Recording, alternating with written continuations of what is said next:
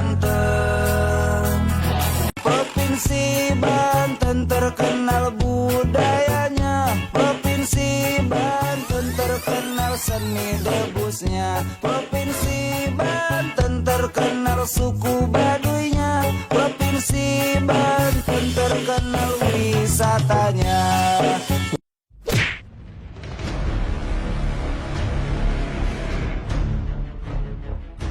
Banten Provinsi 1000 Kiai Sejuta Santri.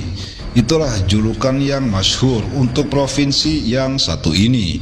Tak heran jika nama Banten terkenal di seluruh Nusantara, bahkan dunia internasional. Sebab ulama yang sangat masyhur bernama Syekh Nawawi Al-Bantani adalah kelahiran di Serang, Banten, yang sampai detik ini karya kitab-kitabnya rutin dikaji di berbagai pesantren hingga universitas di luar negeri. Provinsi yang dikenal dengan seni debusnya ini disebut-sebut memiliki paku atau penjaga yang sangat luar biasa. Berikut akan kami bahas 3 ulama paku Banten paling keramat yang masih hidup.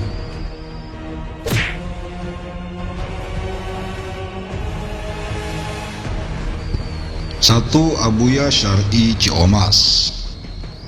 Abuya Tubagus Ahmad Syar'i Ciomas, Banten, sosok ulama yang saat ini paling diakui keberadaannya sebagai himayah atau paku Provinsi Banten. Beliau merupakan satu-satunya murid Syekh Nawawi Al-Bantani sekaligus ulama seangkatan Mbah Hashim Asy'ari, pendiri Nahdlatul Ulama yang masih hidup. Kini usianya sudah mencapai kisaran 140 tahunan, tentu sudah sangat sepuh. Ulama yang satu ini sangat jarang dikenali masyarakat Indonesia, bahkan orang Banten sendiri masih banyak yang tak mengenalinya, dikarenakan beliau memang jarang keluar terlihat publik. Kesehariannya hanya berdiam di rumah dan menerima tamu yang datang sowan ke rumahnya untuk meminta doa dan barokah dari beliau. Jika membahas karomah kesaktian Abah Syar'i, nampaknya tak akan ada habis-habisnya. Beliau disebut-sebut sebagai pemegang golok Ciomas. Golok bukan sembarang golok, tapi golok ini merupakan golok bersejarah yang menjadi wasilah terusirnya orang-orang Baduy saat mereka menyerang Banten. Konon, pasukan Baduy akan kembali menyerang Banten ketika Paku Banten wafat dan tak ada lagi penerusnya. Golok Ciomas kini sudah beredar di mana-mana, namun golok asli yang bersejarah ini hanya ada satu yang saat ini berada dalam pengawasan Abuya Syar'i Ciomas. Adapun golok Ciomas yang lain adalah golok biasa yang disyariati ilmu kanuragan. Tentu berbeda kesaktiannya antara golok Ciomas asli dengan golok-golok Ciomas lainnya.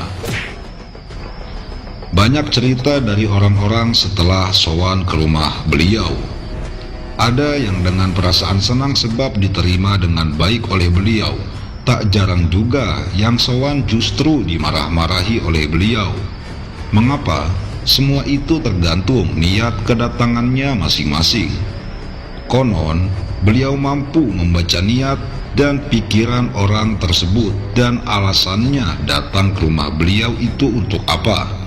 Jika orang itu sowan karena ingin meminta solusi masalah kehidupannya, beliau sudah terlebih dahulu tahu tentang apa masalah yang sedang ia alami itu.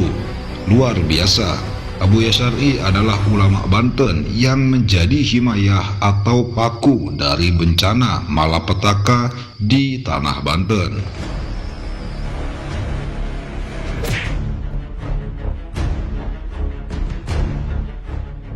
2. Abuya Muhtadi Cidahu, Pandeglang, Banten. Beliau merupakan salah satu ulama yang diakui sebagai pakunya tanah Banten. Seorang ulama yang terdaftar dalam jajaran Mustasyar PBNU ini adalah seorang putra dari Abuya Dimyati Cidahu, Pandeglang. Ayahnya merupakan seorang waliullah yang sangat masyhur.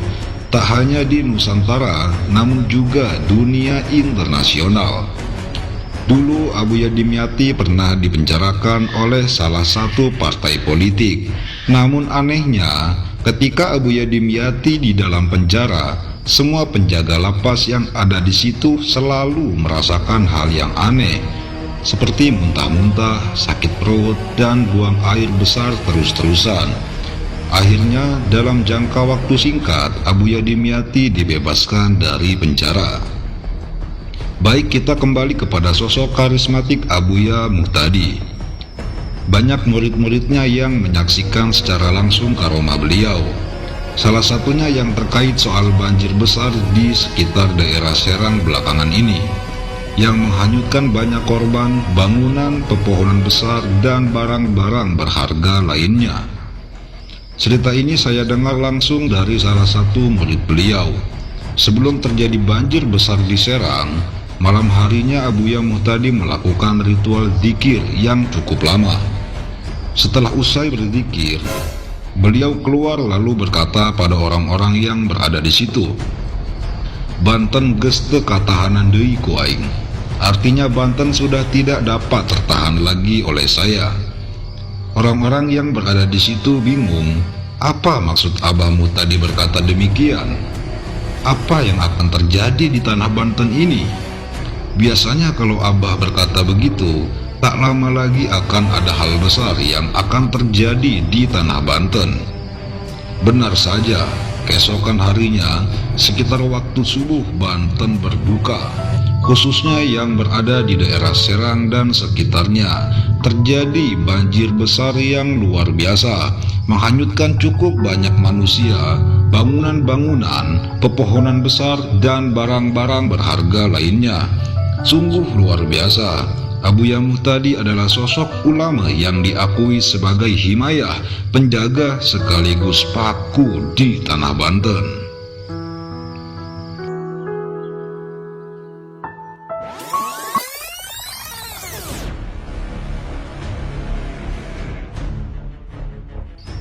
Tiga, Abuya Munfasir Padarincang, Banten. Ulama Paku Banten yang terakhir adalah Abuya Munfasir yang bertempat tinggal di Padarincang, Serang, Provinsi Banten. Pesantren beliau yang tanpa nama terletak di kaki Bukit Padarincang. Dulunya beliau seorang dosen, IAIN di kota Cirebon. Setelah itu beliau hijrah kembali ke Padarincang. Beliau menjual seluruh harta bendanya untuk dibelikan sebidang sawah dan membangun sepetak gubuk, dan sisa selebihnya beliau sumbangkan.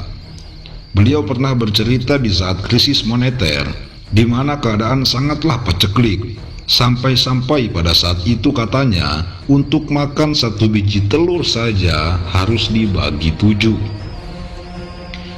Abuya Munfasir hanya menerima santri laki-laki yang jumlahnya maksimal 40 orang saja. Akan tetapi belum pernah santrinya mencapai angka 40 orang. Abuya menerapkan beberapa syarat untuk dapat mondok dan menuntut ilmu di tempatnya. Salah satunya dengan tidak diperbolehkannya membawa apapun, hanya baju yang melekat di badan saja yang diperbolehkan untuk dibawa ke pondok beliau. Selain itu, Abuya juga memberikan syarat untuk siapa saja yang ingin menuntut ilmu dengan beliau, diharuskan untuk dites agar sanggup berpuasa selama 40 hari, sambil berbuka dan sahurnya hanya dengan 3 teguk air saja, tidak lebih. Setelah melewati taraf pengetesan ini, Abuya mengharuskan santri untuk berpuasa dengan umbi-umbian yang tidak diperbolehkan untuk dimasak atau terkena api. Pada taraf ini santri harus mengiringi puasanya dengan membaca Al-Quran 10 juz perharinya. Ketika semua sudah dilewati, sampailah kita pada syarat yang bisa dibilang syarat tertinggi yang diberikan oleh Abuya, yaitu harus puasa mutih, berpuasa dengan hanya nasi putih dan garam saja, dan berpuasa dari segala omongan atau tidak berbicara. Jadi jangan heran ketika berkunjung ke tempat beliau akan menemukan santri-santri beliau yang tidak mengeluarkan sepatah kata sedikit pun. Syarat-syarat yang diberikan beliau memang terlihat sangat berat, tapi beliau punya manhaj sendiri untuk menjadikan santri-santrinya memiliki hati yang bersih, salah satunya melalui jalan tasawuf. Yang pasti kiai ini sangat luar biasa. Penampilannya yang sangat bersahaja membuat orang yang melihatnya bergetar. Wajahnya yang memancarkan nur ilahi. Beliau bagai magnet kehidupan. Hidupnya hanya mengajar di pesantren tanpa nama, sederet gubuk yang terlihat biasa saja. Namun siapa sangka syarat untuk bergabung menjadi santri di pesantrennya begitu sulit. Bukan maksud beliau mempersulit orang dalam mencari ilmu, namun justru caranya inilah yang mengajarkan kepada kita tentang kehidupan tasawuf yang sebenarnya. Demikian ulama Paku Banten paling keramat yang sampai saat ini masih hidup. Semoga beliau semua diberi panjang umur dan sehat selalu agar terus dapat membimbing kita menuju jalan ma'rifatullah, jalan hak yang diridhoi Allah Subhanahu wa ta'ala. Amin ya rabbal alamin.